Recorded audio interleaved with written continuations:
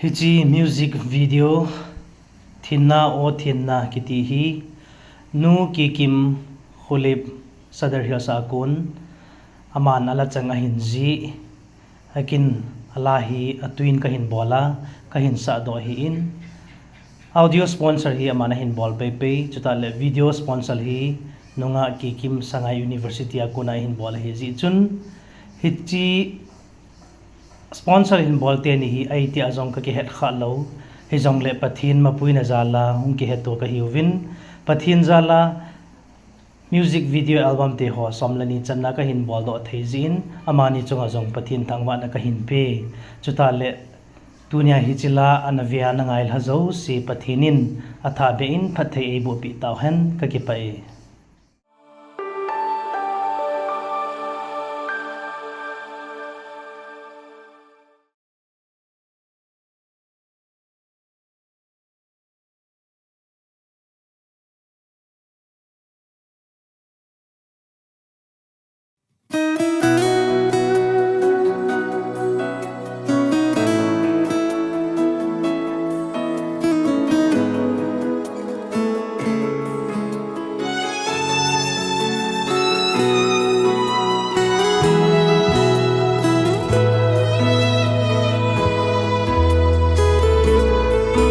Ka khul zin na gam hi lei sit a hin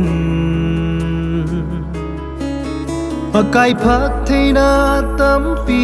ka dong zin In la ken ana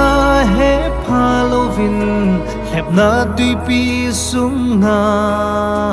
Kana la lut zin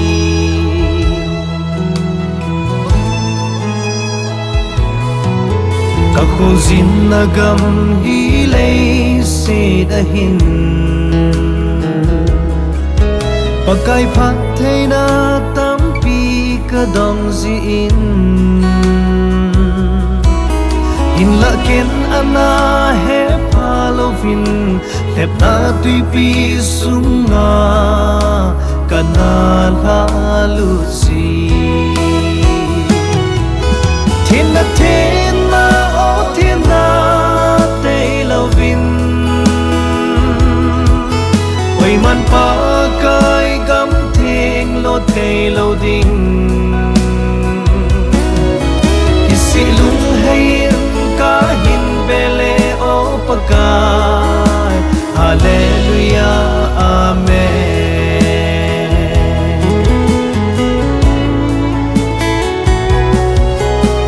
Pakai na gam thinga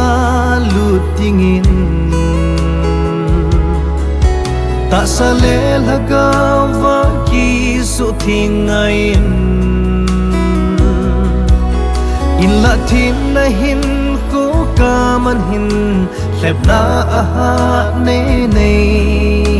Pan pin o pakai Thin na thinna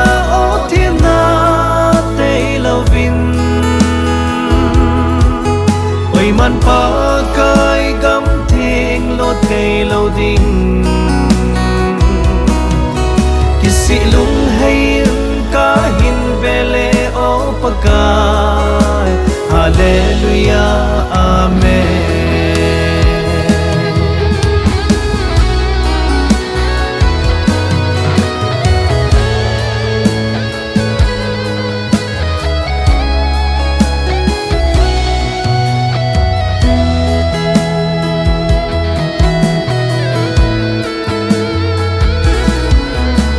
Pakai cây này ngay lút na ho hi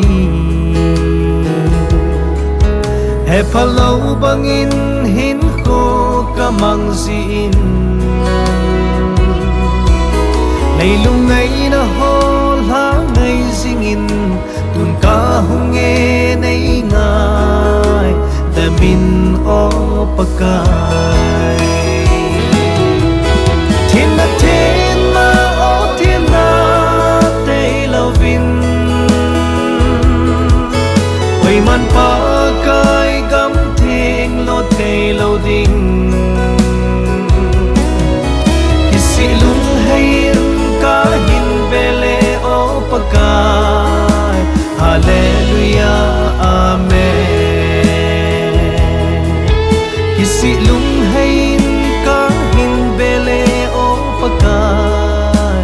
Hallelujah, Amen.